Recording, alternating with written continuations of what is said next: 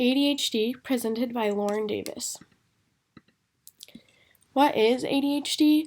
According to the National Institute of Mental Health, attention deficit hyperactivity disorder, also known as ADHD, is a disorder marked by an ongoing pattern of inattention and/or hyperactivity that interferes with functioning or development. In other words, ADHD is a disorder that continuously disrupts the daily life of the individual. They're not able to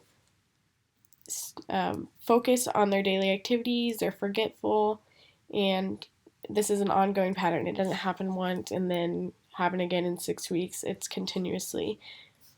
ADHD is not listed as its own disability in IDEA. It is identified and included as a subcategory of other health impairments according to the Exceptional Lives textbooks. Behaviors that are associated with ADHD. So there are 3 different types of ADHD. There is predominantly inattentive, predominantly hyperactive and impulsive, and there is combined. Characteristics of ADHD overall include daydreaming, forgetfulness, fidgeting, excessive talking, carelessness in their work, having a difficult time taking turns and getting along with others, and so on. So in the inattentive ADHD, that the prominent symptoms, it is hard for students to concentrate on one task at a time. It is hard for them to finish a task. It is hard for them to pay attention to details or follow along in conversation.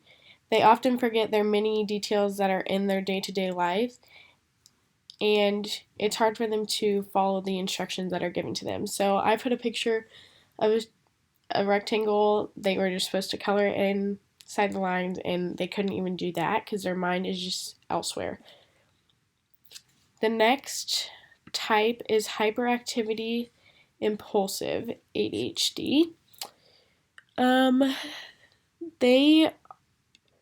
These students are often fidgeting constantly, and it is hard for them to sit still for a very long time.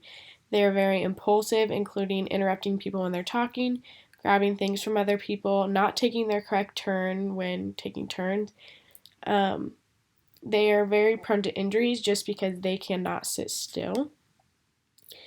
And then there is the combined type of ADHD. So this has both hyperactivity, impulsive, and inattentive. Obviously, it has symptoms from both. It is hard for students to learn and participate in classroom activities. It is hard for students to concentrate on activities that are going on in the classroom that they're not interested in. Even if that's the subject or the lesson, their mind will not be in the classroom at that time. The students will have trouble focusing on one task. If the activity requires partners, taking turns, group work, anything of that nature, it may be hard for the student to wait until their turn to do their part of the project. And then once it is their turn, if they are not focused on that, it could take them a little bit longer. How are students diagnosed and affected? So currently in the United States, there are 6.4 million American children that have been diagnosed with ADHD, according to the ADD Resource Center. In 2016, there were 6.1 million students diagnosed with ADHD. The number of students jumped from 6.1 million to 6.4 million in just 3 years. Children diagnosed with ADHD has reached more than 10%, which according to the Washington Post is a significant increase during the past 20 years. According to the Washington Post, health insurance and mental health treatment has become more accessible. In return, minority groups are being better diagnosed and treated, and they're able to take more, better advantage of their resources around them.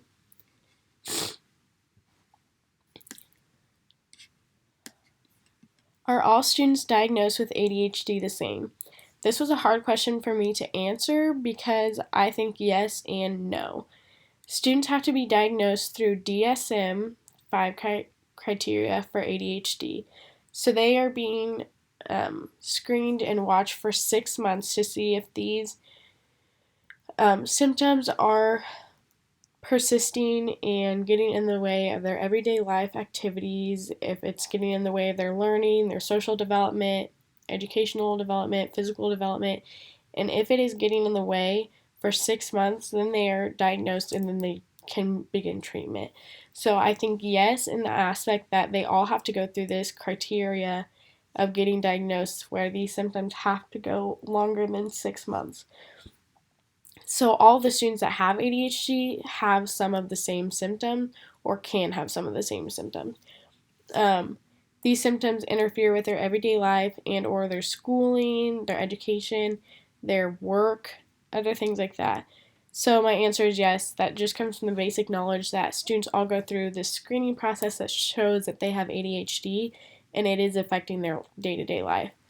But I also think no, because ADHD can affect students in so many different ways. Some can have more symptoms of inattentiveness and fail to recognize little details, not listen to directions, or seem to be daydreaming when receiving instructions.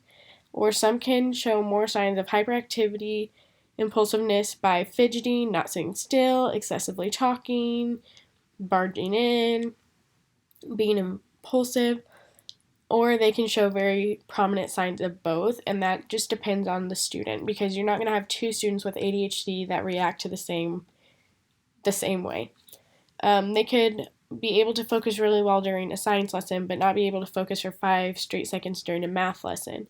It all depends on the student and what they're capable of handling at those points in time.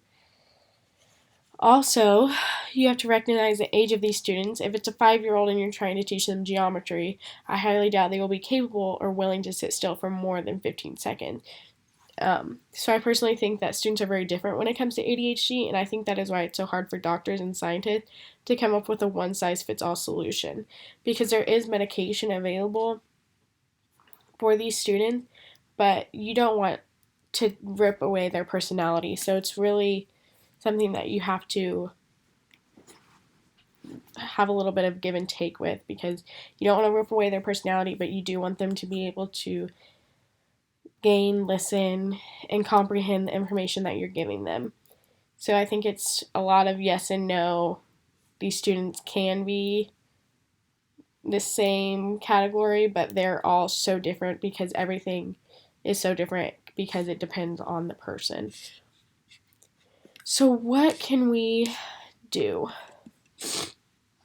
When encountering a student with any disability, I think the most important thing is to be flexible, open-minded, and be willing to accommodate for whatever they need.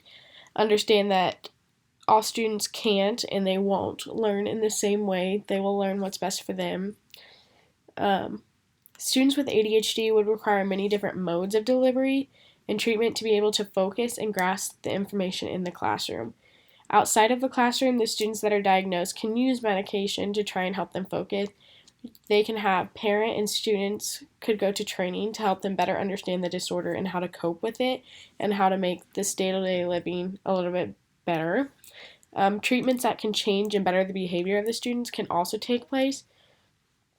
And those are just classes that the families can sign up for, that the school could be responsible for hosting, just to make it easier on the parents, make it easier on the student, and make it easier on the educator to make sure that everybody knows what is being asked of them and everything like that. Treatments that can change, and the more treatments that are being used, the better results that we will be seeing.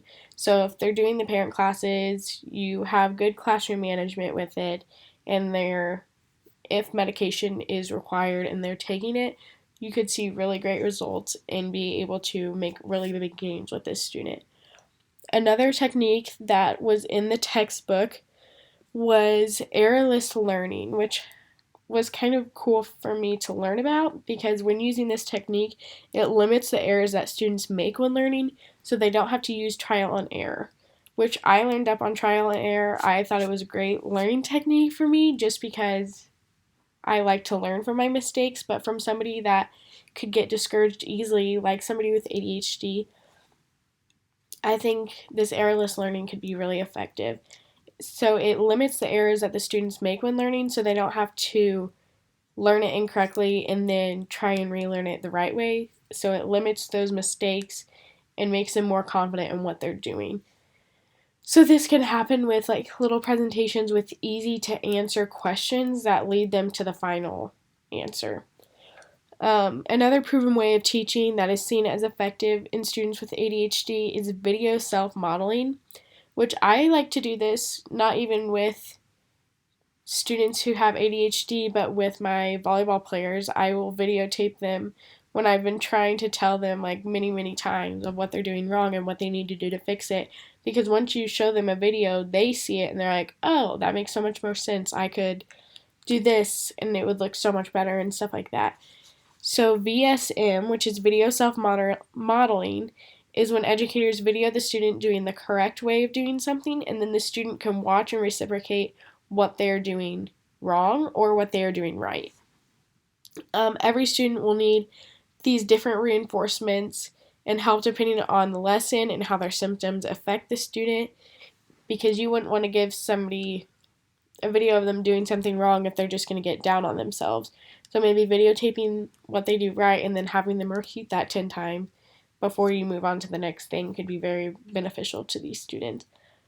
Another aspect that I think a lot of people forget about is the social development of these students, because it is hard to be friends with somebody who doesn't want to take their turn, who is loud in class, who interrupts. So being able to reiterate that friendship between these students and help their social development is really important. According to the Exceptional Lives textbook, more than half of elementary age students that have ADHD have been rejected by peers. So really reiterating that, making it easy for them to make friends and not always doing the group work, not always doing like taking turns when that's really hard for them to control. And then these are all my sources. And so that's my presentation.